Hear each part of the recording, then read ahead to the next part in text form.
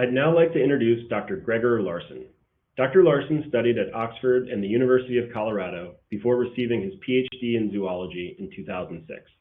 He then spent 2 years in Uppsala, Sweden on an EMBO postdoctoral fellowship before starting a job in the Department of Archaeology at Durham University. Dr. Larson then moved to Oxford University to become the director of the Paleogenomics and Bioarchaeology Research Network, where he is continuing his focus on the use of ancient DNA to study the pattern and process of domestication. Please post any questions you have for Dr. Larson in the chat box during his presentation. He will answer as many as he can afterwards during the live Q&A portion. Welcome, Dr. Gregor Larson. Hello, everyone, and thank you for coming and watching me give this talk several weeks ago, it sounds like. I wanted to thank the organizers for inviting me. This sounds like an amazing conference, and it just would be really great if we were all in person, but this will have to do for now, the sort of virtual experience. And I'm hoping that I can give you a perspective on some things that we've been thinking about in relationship to dogs and people and relationships for that matter, and how it all works. So I wanted to start off with a quote from Lynn Margulis, who published a book in 1988 and had been working on this for, or 1998, excuse me, and been working on this whole idea for a very long time. And in that book, she said that the tendency of independent life, in quotes, because nothing really is all that independent, is to bind together and to reemerge as something different.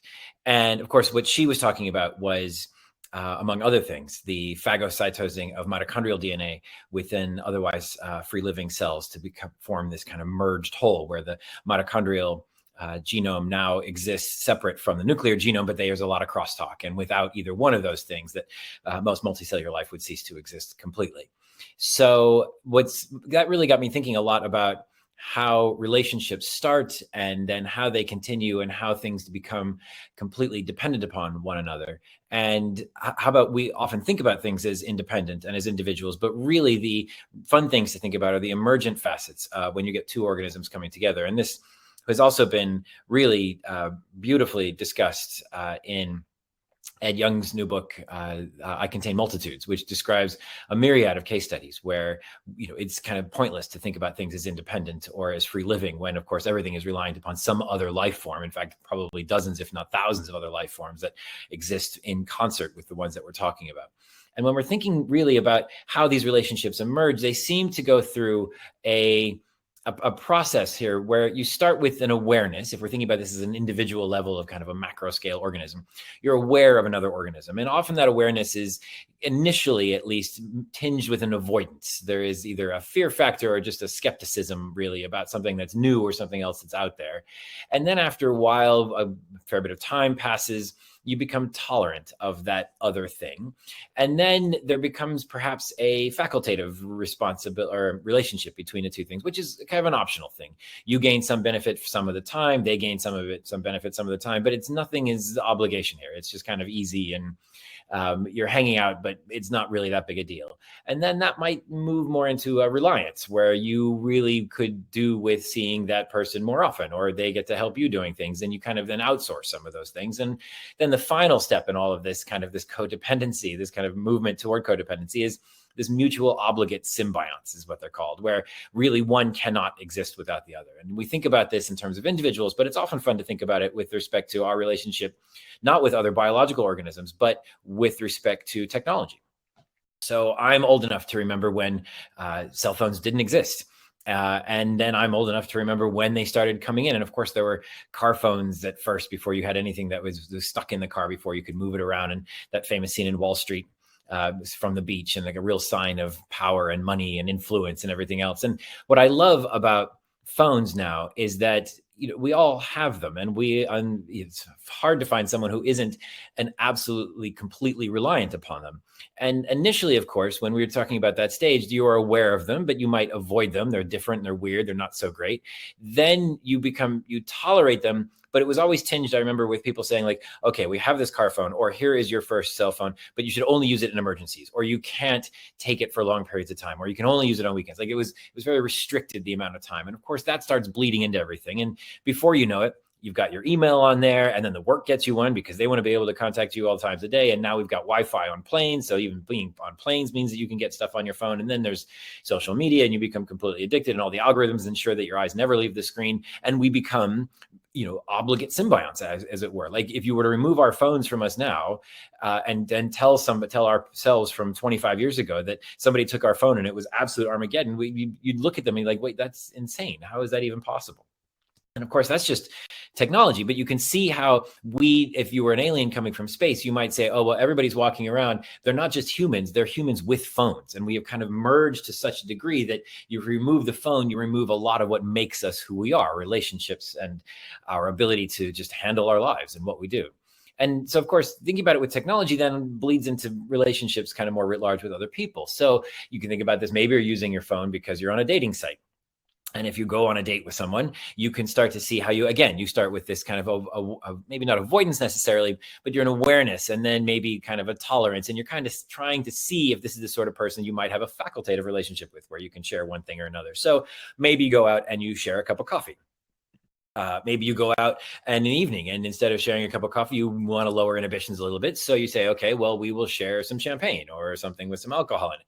And then maybe you say, well, actually, no, we'd like to go, rather than just for drinks, we want to go for a meal. And now we're going to share some food. And so the signatures of all of this will then, if these two people became in an archaeological context, they might start to show some of the same isotopic signatures because they're eating the same sort of things and they're having a very good time doing so. And if everything goes very well, then you might end up somewhere else where a little bit more private, where you share a lot more things about yourself, your intuition and your mind and your body and whatever else, and things can get kind of much more integrated into more of this mutual symbiotic relationship, which of course then entails perhaps buying a house together. This is not my house, although it does seem like a very nice place to live. And you can imagine a family here where two people went through all that first date process, and they merged their lives to such a degree where now both of their names are on the mortgage and both of their names are on the credit cards. And so they're sharing the bank account. So you can see more and more of the two people's lives as they become more integrated, they start to become kind of an emergent whole, where you could almost refer to them as something different than that. And so really, in this way, what are dogs other than just the sort of emergence of a relationship between people and wolves in a way? And in fact, this is what Lynn Margulis was talking about, was the tendency of independent life is to bind together and to reemerge. And so that emergent phenomenon, that thing that comes out about as a result of two things coming together, can often have very different characteristics than anyone would ever have guessed when the two people start together in the first place, the people and the organisms, or the people and whatever it is. In fact, we recognize this within our lives as well, and socially, in the way that we use our language. When you look at these two people here, you don't see two people. The romantic in you doesn't see two people. Of course, the romantic versions of you sees the emergent phenomenon, which is the union of these two people, which of course is Benefer. And we are all very pleased that they are now back together after what was at least a 10-year hiatus of being very distraught that they had broken up in the first place. But our language, of course, with Benefer reflects that there is not just one person here, that the two things are coming together. And that is perhaps Benefer have now own a dog, which would be pretty good as well, because that would kind of reinforce this whole idea that you have shared ownership of things solely as a result of these two people coming together. So when we're thinking about dogs, we think about this in the larger context of things. What is a dog? What do we really mean by it when we use the word dog? And I think it's very simple, because what we often do is we think about dogs as individuals, not as the result of an emergent process. But of course, it is precisely that, because if you take a whole bunch of people and you add a whole bunch of wolves and you allow those two people, all those people and all those wolves to come together to form this relationship, then what emerges from that relationship is dogs. And a whole weird, amazing variety of dogs that themselves have characteristics that bear zero resemblance or very little resemblance to either the wolves from which they came, or in the case of the people, to the people who were originally involved in the kind of initiation of this entire process. So if we start to think about dogs as an emergent phenomenon that results from that combination of people and wolves together, then how can we start to recognize this either archaeologically or socially or a million other ways? And then what kinds of things would we expect to share between the people on one hand and the dogs that have emerged from that relationship? Well, what we're thinking about all the different ways in which we might look through a variety of records to see evidence of that shift in that relationship, and then how those characteristics emerged as a result of that relationship.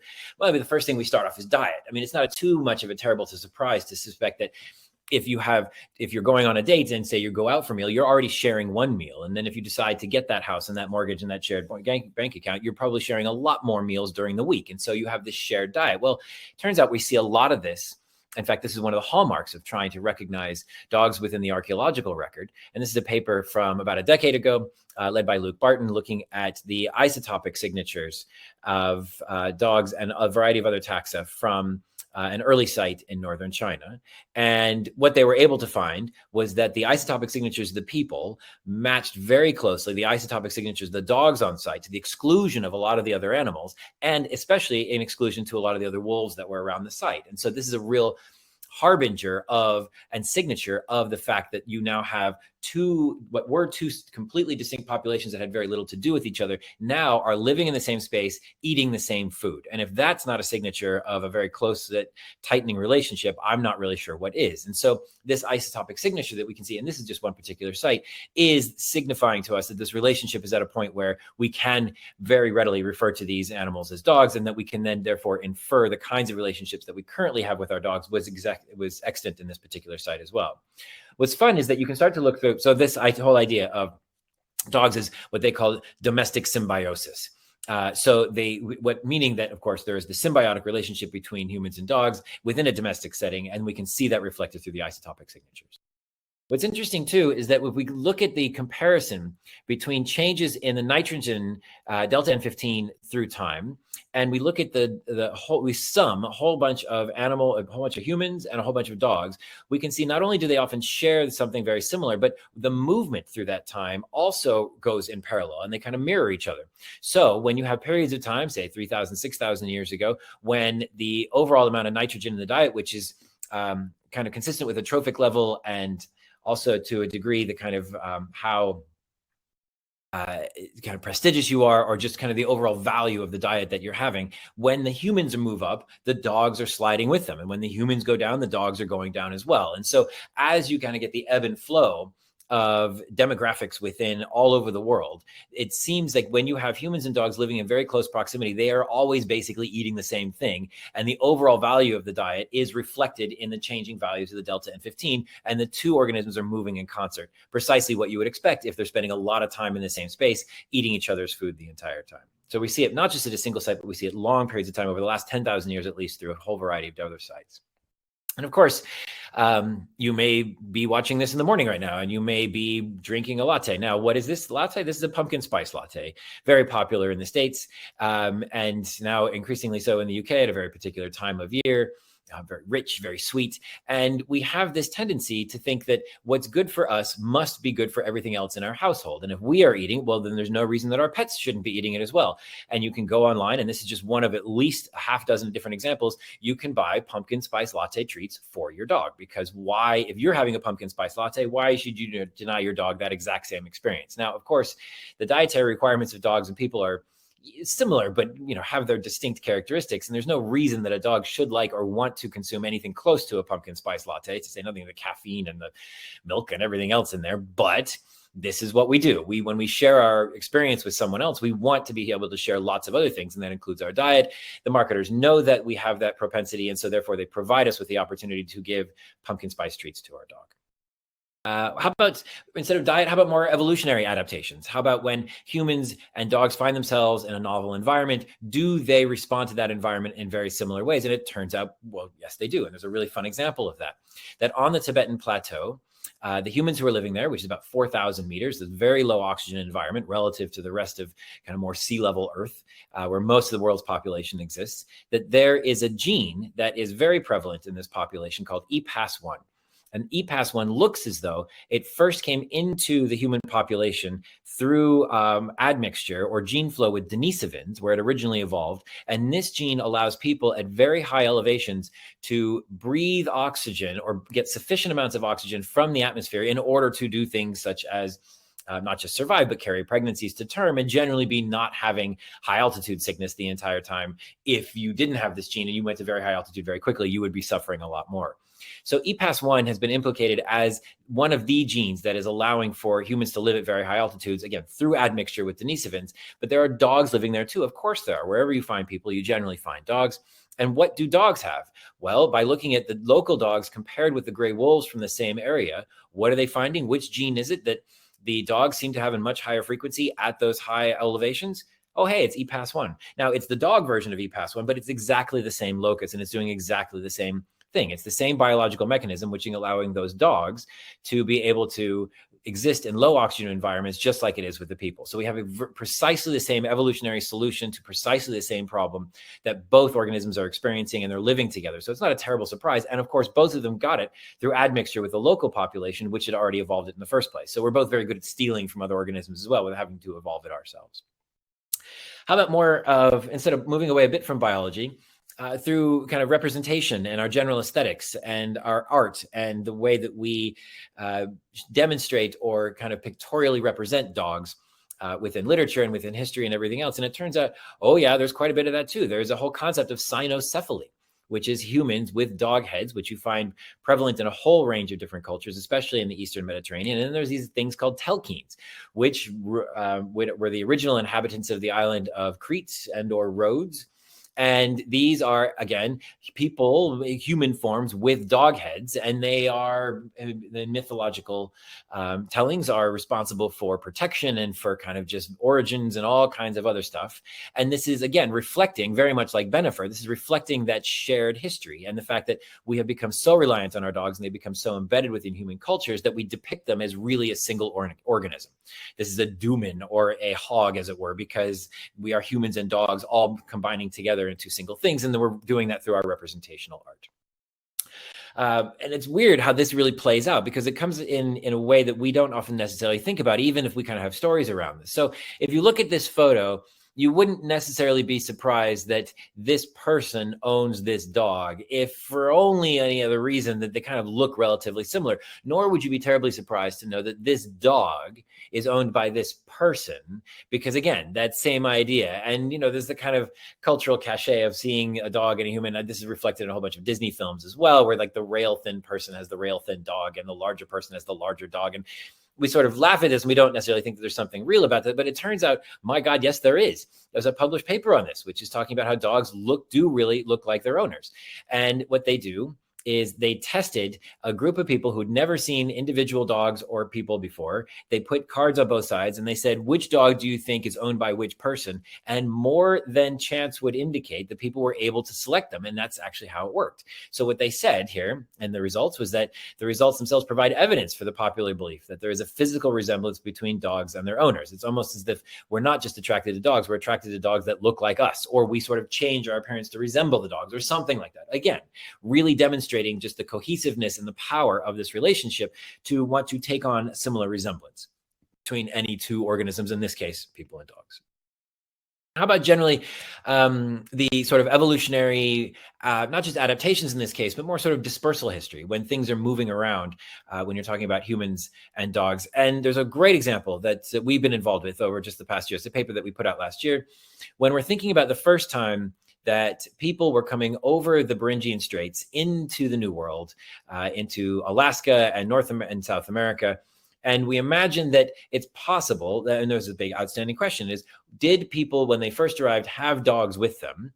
Or were they coming in and the dogs came in later? And is that possible then that the dogs were actually necessary to facilitate the dispersal and migration of people into the North and South America? And this picture nicely depicts that whole idea, where you've got somebody kind of at the precipice of Alaska with all of these interesting new native fauna, that some of which they probably experienced, many of which maybe a bit further south they have not. And there is the trusty dog just to this person's left. So what we went about testing this, and we thought, okay, well, let's see. Firstly, by looking at the mitochondrial signatures of dogs that were in the Americas prior to the arrival of Europeans in the late 15th century and 16th century. And what we found was that there were four separate mitochondrial lineages of dogs that were present in the Americas, again, before the European dogs arrived. And then what we did was some fun phylogenetic analysis, and we went and we looked for the timing of the most recent common ancestor that linked all these four indigenous dog lineages present in North and South America. And that's the MRC there. And it was this clade that we called A2B. And then we did exactly the same thing with the people. We have a ton of ancient humans from and modern populations from North and South America. And lo and behold, and probably just a coincidence, although it's tempting to think that these things might be linked, there are 4 lineages within the humans. And then we did exactly the same analysis and went back to the MRSA there and found that the timing of the split when all 4 of these lineages coalesce is about the same. So when we look at them side by side along exactly the same x-axis with time by doing a molecular clock analysis, we find that lo and behold, they are virtually identical and certainly much closer than you would expect if these really were very independent events. Around about 15, 16,000 years ago, the lineages that now are the ones that connect up the pre-European human and dog lineages both come in and coalesce at exactly the same time in the same place, which seems to suggest that the first people who were coming in at that time certainly probably brought dogs with them, and they both then retained or certainly evolved genetic signatures, mitochondrial signatures that were distinct from any other human and or dog population on Earth, which is really a pretty remarkable coincidence. And it's really fun to see because we did those 2 analyses completely independent of one another, and they just happened to line up exactly as we would expect. So how about demographic history rather than just sort of like evolutionary deep time stuff? What about the rise and fall and the size of overall populations? Well, going back to the Americas, there's this great paper from a couple of years ago to say, okay, well, can we estimate what exactly happened as Europeans arrived in North America? I mean, certainly there was a lot of active persecution of those populations, but there was a lot of kind of passive persecution, if you will, as well, through disease transmission, which kind of rode a wave of advance so that a lot of places that Europeans first got to, they found more or less abandoned because a huge number of people had already died. And what they quoted, or the quote here from this paper toward the end, is that the estimate is that about 55 million indigenous people died following the European conquest of the Americas beginning in 1492, a massive plummet in the overall number of people, both in the Americas, who were present prior to the beginning of the 16th century. And that's a whole lot of people. So what was actually happening with the dogs? Well, this is a paper that we were involved in, again, a couple of years ago, where we first identified those really interesting indigenous dog lineages. And then when we compared them with all the modern dogs, including those dogs, like modern populations of Chihuahuas and Cholos and Carolina dogs, what we found was that the majority of the modern American dog population, which includes millions of dogs now, include multiple, what I just described as those native breeds, the Cholos and the Chihuahuas and others. Those breeds, though they bear a lot of similarity morphologically to what we see representationally in the Americas prior to the arrival of the Europeans, those modern breeds possess no detectable traces of ancient American dog ancestry, which we have been able to characterize both mitochondrially and nuclearly. So what that suggests is a very interesting concept, is that though the morphologies have some degree of continuity here, the genomes are turning over, and there must have been a massive die-off of those dogs as well. So what was happening with the people was precisely what was happening with the dogs. So what both evolutionary, their arrival, as well as the demographic crash when the Europeans arrived, both populations getting hammered from both diseases and then from a whole series of different kinds of persecution involved in a lot of cultural collision between two very different populations. How about when we're thinking about the kind of lifestyle and death style, as it were? I think sort of how do we live and how do we die, and how do we reflect that with respect to our dogs and people's approaches to the afterlife and how we go about just existing on a day-to-day basis? Well, the first thing is kind of interesting is that while you were alive, and this goes back to what we were saying before about looking like your dog, it's not just that you look morphologically the same, it's that your sort of overall weight correlates as well, not in cats, but in dogs. And what they found in this particular paper was that there was a significant relationship between the degree of overweightness of dogs and the BMI, the body mass index of their owners.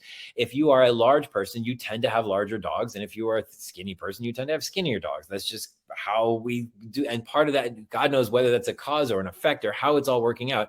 But there is at least a significant relationship. Whether it's causal or not, of course, is a whole nother question. But it is interesting that we have the same relationship that we're seeing from a morphological perspective, just aesthetically, as well as from an overall weight that we can measure through BMI. And what I love is this story from Eric Trigny just published about a year or 2 years ago.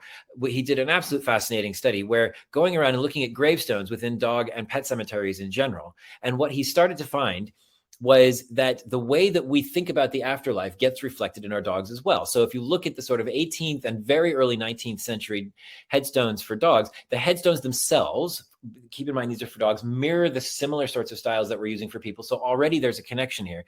But in that period of time, animals, according to the church teachings where these things were being buried in the first place, animals did not go to heaven. Heaven was reserved exclusively for people. So you don't see any reference to heaven on these headstones. Over the preceding decades, though, people feel bad about their pets not going to heaven. They feel bad about being in heaven without their pets. And so they start to make sort of tangential allusions to sort of saying, well, maybe one day I'll see you again or something like this. They never make any direct reference for it until more recently, when everybody just dispenses with the idea that dogs don't go to heaven. They say, we'll see you on the other side. And I know that Buddy will be there when I die finally, and I'm going to go and I'm going to be reunited with my pet. And you can see this transition and this approach to how we view pets philosophically and in a religious context, reflected in the headstones of different pet cemeteries. And again, it's that closening and that tightening of the relationship, which then we can see through the history of these things. And it really demonstrates a very clear connection between those two things and how that's always changing. And it's not just a static thing that started 10, 20, 30,000 years ago, whatever, and is just fixed. It's changing in space and time, and culturally ebbs and flows as well, which is just absolutely fascinating. So I'd like to just kind of backtrack a little bit and start again with this idea where we are aware of something, we tend to avoid it or just kind of ignore it at least. Then we tolerate it. Then there's a facultative relationship. We become reliant on it. And there's mutual obligate symbionts then as what we become to each other. And then I thought it might be fun to go back to our dating scenarios and think about what else these couples are sharing. So we see here, this couple is sharing a cup of coffee. So they're breathing a lot of the same air. There's not a lot of physical contact here, but maybe they will have a sip of each other's coffee. Probably unlikely. You don't tend to do that with coffee in the way that you might do with champagne, like, oh, try this champagne or try this drink. And we tend to do that more with alcohol in a way. And if you're doing so, it's interesting to think about what you might be sharing. And certainly this couple, they are definitely swapping things here, because if you're using one spoon or sharing spoons to eat just one dish here, what are you doing except for maybe there's a little bit of a microbiome sharing here, whatever else. And then certainly this couple where they're sharing all kinds of things. I mean, it's not just a house and a mortgage and kids and a dog and whatever else. There's all sorts of stuff what's going on here. So can we look at those other sorts of things we're sharing in order to kind of investigate when those relationships got much tighter? In other words, can we look at the microbes? Are there shared microbes? And can that give us an indication of the degree of the intensity and the closeness of this relationship that we share with our dogs or with other people for that matter? So really fun paper just relatively recently, looking at humans and then looking at dogs and looking for the microbiota. And what they discovered, of course, was that dog ownership significantly increased shared skin microbiota in cohabitating adults, and dog owning adults shared more skin microbiota with their own dogs than with other dogs. Perhaps not a surprise. How often do you pet your dog? How often do you get licked by your dog? How often do you wrestle with your dog? How often does your dog share your bedroom with you? All the time. And if you're sharing the space and you're eating the same stuff and you're generally in very close proximity, it's not a terrible surprise that the microbiomes on your skin are going to be shared between those two organisms. And then, of course, everything involved with your immune systems is going to be operating in similar fashion as well. How about this one? Allergic traits. If you are allergic to something, it might be that your dog is too. So that dog owner pairs suffered simultaneously from allergic traits, and the urban environment homogenized both the dog and the human skin microbiota. So again, this is an emergent phenomenon. When you are existing in very different ecologies, you are experiencing or certainly challenged by a variety of different things that will either cause or lead to some sort of allergic reaction. But if you are sharing space, especially in an urban environment where it's denuded of a whole lot of that variability that would otherwise exist outside that environment, you are now both being subjected to the same thing. You might be reacting in the same way. And therefore, that homogenization would be, and if you're sharing all the same microbiota in your skin, you're going to have a lot of the same allergies and the same reactions to it as well, which is interesting. So you might be treating your dog with the same allergy medicine as you're treating yourself, which sounds like a surprise, but really shouldn't be, given how close we are or how much of our lives we share with each other. And then, of course, there's some really fun ones where we start to get kind of sketchy, which is, how about viral infections and bacterial infections? Rabies, norovirus, salmonella, campylobacter, bordetella, staphylococcus, all kinds of really fun multisyllabic bacterial words, which you just probably remember from your sophomore year high school biology class and maybe much later.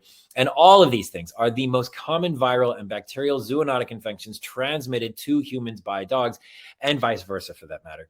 If you are sharing a space with something, you are likely sharing your microbiomes as well, and you are sharing the pathogens that you get and back and forth. I mean, all you have to do is look at something like COVID and the degree to which shared space leads to shared microbiome and infectious agents as well back and forth. And so it's not a surprise that if you're in very close proximity with your wife and you get COVID and then she gets COVID, or if you're in very close proximity with your dog, then maybe you're sharing exactly the same thing. And we should be not surprised at all to find that that's precisely the case.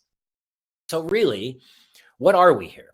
we are one. We are with our dogs. We are, in many cases, mutual obligate symbionts. We rely on them both often for jobs. Certainly, many people, from an emotional perspective, we share our lives with them. I mean, you just have to go onto Twitter and find anybody who's just lost a pet to know how much grief is associated. It's not unlike losing a family member for a lot of people. And there are good reasons for that, because when you share that much of your life and you are that invested in the care and the ownership and the general kind of well-being of another organism, you experience all the same things with that organism, regardless of whether it's a human or not. And so our dogs are really a reflection of us and of this mutually emerged relationship that we once had with wolves that has now turned them into other things. So just to get back to Lynn Margulis here, the tendency of independent life is to bind together and reemerge. And the big deal that took place over the last, say, 20, 25,000 years has been for independent wolf populations and independent human populations to bind together and to reemerge as this. As a dog, which in this case appears to be emerging straight from this carpet, this Labradoodle, which, you know, I'm sure, although it's hard to argue which one would be softer, but there's no way in a million years that after 25,000 years that anybody would guess that a close relationship between people and wolves, however that started, and whatever the intentionality or lack thereof between those initial humans and those wolves initiated, that this would then be the result 25,000 years later, which is just kind of an interesting thing. But if you look closer at this dog, it probably looks just like it's human. It's eating pumpkin spice lattes, and its skin microbiota is precisely the same because it's picking it up from the carpet in the house in which it's living with this person. And I think that this is really a chance for us to kind of celebrate that relationship, as we should relationships that have been going on for 25,000 years, which is longer than anybody that I know who's had a relationship with either their dog or their human partners. And just think about then how we can use those different characteristics that are part of that emergent phenomenon and that process to then try and start to inquire, not just in modern populations, but in archaeological ones as well, to use those as proxies or signifiers of those old relationships to try and put a date on when and where and how this whole relationship kicked off, to finally get to the point where we have Labradoodles emerging from people's shag carpets in their living rooms. Thank you very much.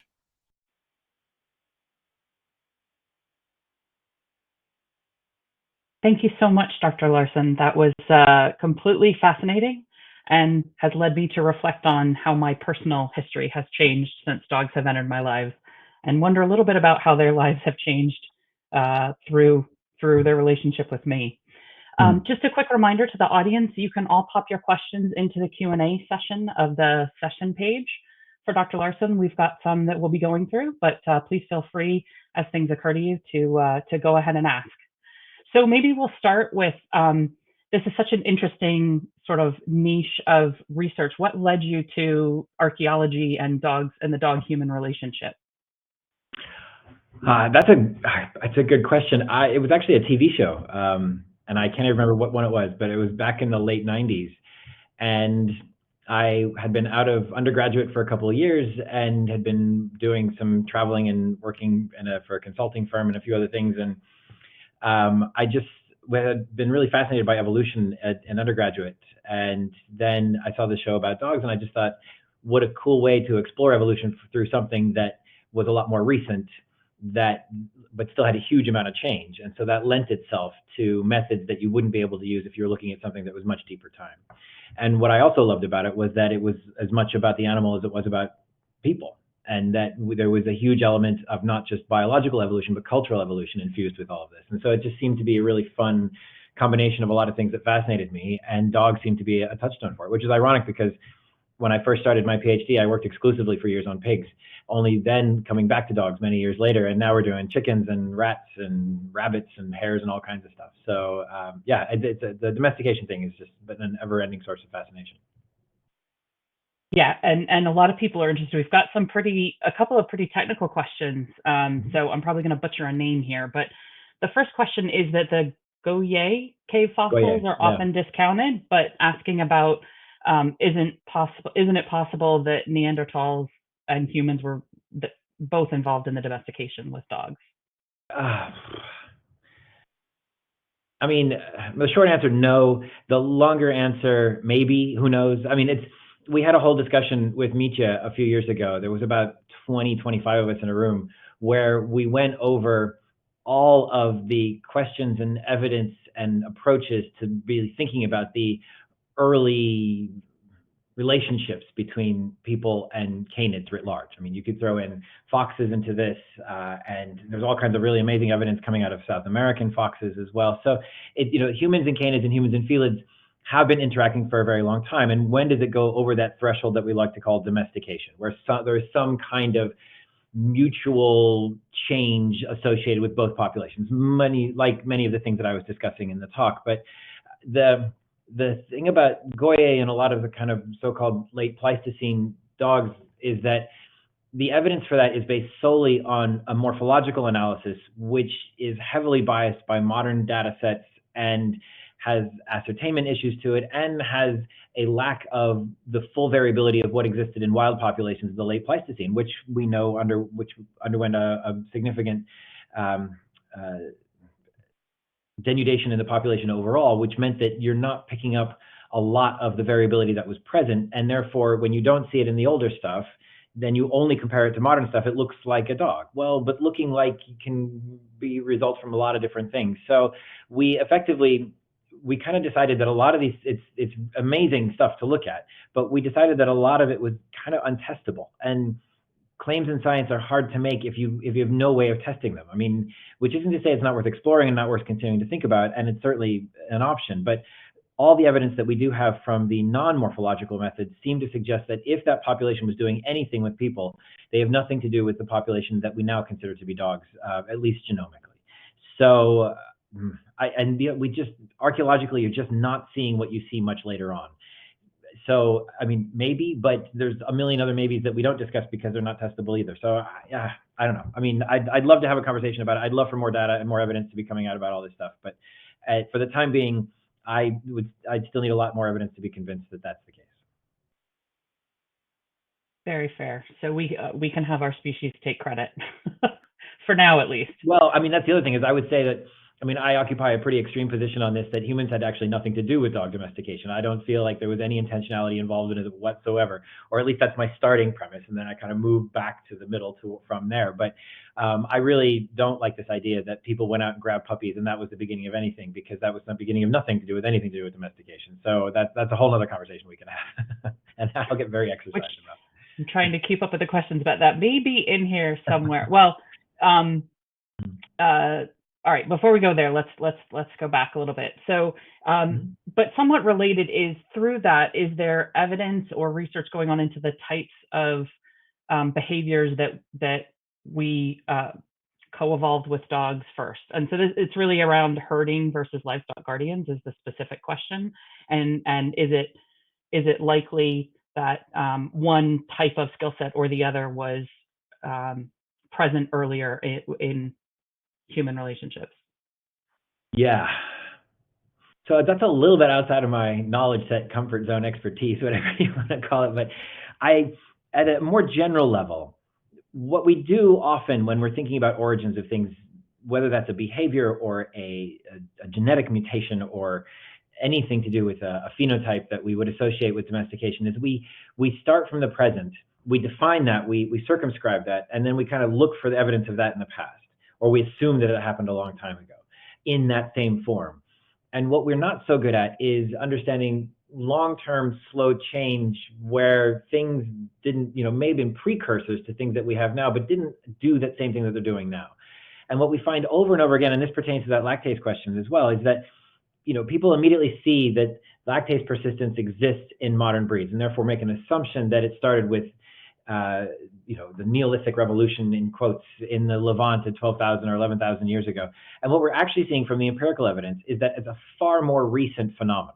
That this is not, it's the same thing like skin color in humans. It's the same thing with lactase persistence in humans as well. Every time we try and do this wiggle matching where we see a signal and we assume that it must be old, then we start getting evidence, that actual ancient DNA evidence for a lot of these things, if it's a genetic change. And we find that it's actually a far more recent thing that had nothing to do with the thing that we thought it was. So when it comes to behaviors, that's a tough one. I know that there's a fantastic paper coming out on Friday. It's got the cover of Science. It's out of Eleanor Carlson's lab, looking at behaviors in breeds. And one of the really fascinating insights into it, without giving any of it away, because I know there's an embargo dropping on it, is this: that we tend to make this assumption that once we have a breed, that breed can be used as a proxy for a specific set of behaviors. And they go about testing that. And, I tend to agree with the results that they got, which is that we as humans are very good at eliminating variability from our perception of something, and very bad at accepting that there is a great deal more variability than we're willing to give it credit for. And I suspect that that same thing is true of behaviors as well, which is that, it's what came first, the livestock guarding or the herding. Trying to define either one of those things, we can do that now with modern populations, but is that how those dogs are being used exclusively at different times and places? I don't know. There are some fascinating patterns, having said that, around where you find livestock guarding dogs now and the populations with which they were associated. And, how long ago does that behavior go, and does it have to do with transhumans and all kinds of other things? And it's a bit outside of my expertise, as I say, and I would have no opinion on which one of those two things came first. And I would even question about whether or not that's a valid question to begin with, and that you could have dogs that, different populations of dogs were doing similar things that may be associated with those, but may not have been. I don't know. It gets very mushy very quickly as we move back into the past. And so I'm kind of hesitant to say this is a sacrosanct thing, and this is a sacrosanct thing, and this is when this one started, and when this one started, even though I understand there's very good reasons for doing so. Fair. And it also maybe could relate to, was it one domestication event or multiple? Because you could see different behaviors being prized in different situations potentially. Yeah. And what was the full variability of those behaviors in multiple wolf populations across all of Eurasia going back 15, 20,000 years? That's a really good question. And that's hard to get at, because the genetic basis for any sort of behavior is very tricky. And then trying to assume that those same genetic signatures were present in those populations leading to the same phenotypes is already an assumption that you're making that may not have been true either. So yeah, that's a tough nut to crack. Doesn't mean we shouldn't give it a go, but yeah, that's where you should probably start. So pivoting a little bit, there's a question about the differences in the evolutionary history of dogs and people in different areas of the globe. This is specifically asking about in the East, so Asia, Southeast Asia. And I know some of the study, obviously the high altitude study must have relied on evidence from Asia, but is there any research looking at differences there from? Yeah, absolutely. I think what everybody's doing now is, and has been for a while, and I'm involved in some of them, but it's just like, grab as many dogs as you possibly can, modern and ancient. Grab as many canines in general as you can, modern and ancient, and just sequence the bejesus out of them, and then ask questions later. It's like the thinking is that the more data you have from more populations that are distinct from one another, the more you'll be able to parse these fine scale differences in terms of not just behavior, but phenotype, as well as ancestry and hybridization and all these sorts of things. What is interesting, we had a paper that came out about 10 years ago now, which is amazing to think about, but where we did a big archaeological survey to find out when dogs were first present. Ubiquitous now, of course, a completely globally distributed population, but there are, the tips of Cape Horn and Tierra del Fuego, dogs have been there for, in some cases, only 500 or 600 years. So we tend to think that, dogs got everywhere very quickly, and they did get lots of places quickly, but there are large parts of the planet where dogs are a very recent phenomenon. And also archaeologically in Australia, dogs are only there as what is now the dingo, only 3,500 years ago. There's no archaeological evidence or direct radiocarbon dated supports anything earlier than that. So even though there's people there at 60,000. So it's interesting that we, just because you have people doesn't mean that you have dogs. And dogs do get everywhere, but the timing usually is very quick along a latitude, but when you go along longitudes, it's much harder. And that's true not just of dogs. We've got a paper coming out about chickens where we show exactly the same thing. Things will speed across 40 degrees north and 40 degrees super fast. And as soon as you start going incrementally further north than that, owing to different ecologies, daylight hours, winters, soils, ground temperatures, all kinds of things, if you are a warm, loving organism generally, that you struggle to exist in those places unless you have significant help from people. So there's another element of that as well. So yes, is the short answer, is that trying to get dogs from all kinds of places is a really cool way to figure this stuff out, because there is just a phenomenal variability out there. And then, of course, the wolves as well. And there's a paper coming out in Nature, I think relatively soon, looking at about 75 or 80 ancient wolves that's kind of shedding some light on this too. So the more we get in terms of breadth in both space and time, the more insights we'll get. But none of the big questions around dogs are proving particularly tractable. We're still struggling to get any purchase and really answer anything definitively.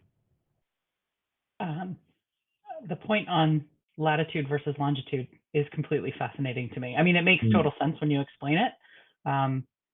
But yeah, science is amazing. We're just short on time. Before we go anywhere, I just wonder, are there any upcoming places or blogs or anything where people can continue to follow your research if they so desire? Oh, yeah, sure. We update our webpage pretty regularly with all the papers. We've got a whole slew right now, weirdly, all coming out at exactly the same time, and then there's going to be a desert for years after that. It's kind of like buses, they all bunch up and then they disappear again. We are at, I'm on Twitter at Gregor Larson, which I tend to tweet about our papers as they come out. And we have a Paleo Barn account, which is the lab, which is Paleo with an AEO Barn, and it's our website, paleobarn.com, and we're at the Paleo Barn Twitter account as well, so you can follow us there. And we've got a lot of really fun collaborations with a ton of people working on dogs, and that's one thing I really love about this field is that, I think it was portrayed in Nature about 10 years ago as a bunch of people who didn't really like each other very much, but that's not been my experience at all. And I'm really excited about having conferences in person again when all of us crazy dog people can get together and start sharing some notes and drinking some beer and just enjoying each other's company, because it's a fabulous topic and a really wonderful group of people to be working with. Absolutely. I'm glad that's been your experience. Certainly the dog world is an amazing group of people as well. So thank you again so much for your time. Any questions that have not been answered can be emailed to howdy@embarkvet.com, or you can also go to some of the booths in the event space and ask them. Or come directly to me. Send me an email at any time too. I try and be pretty good on email. And I'm always love to hear from anybody about any questions you got or collaborations or anything else too. Even better, cut out the middleman entirely. Efficiency, I love it. Just for our attendees, up next we do have a 30-minute break followed by 2 presentation options. Dr. Jenna Dockweiler will be speaking on responsible breeding practices, and Dr. Sam Hauser will be speaking on why we should consider genetic COI in breeding decisions. If you haven't already, take this opportunity to check out the virtual Embark booth. There's lots of really good information and links and blogs and research articles, as well as a little bit of a game where you can win prizes. So go check out the gamification tab and see how you can compete to win good stuff. Once again, thanks so much, Dr. Larson, and everyone else. Have a fantastic rest of the conference. Thank you.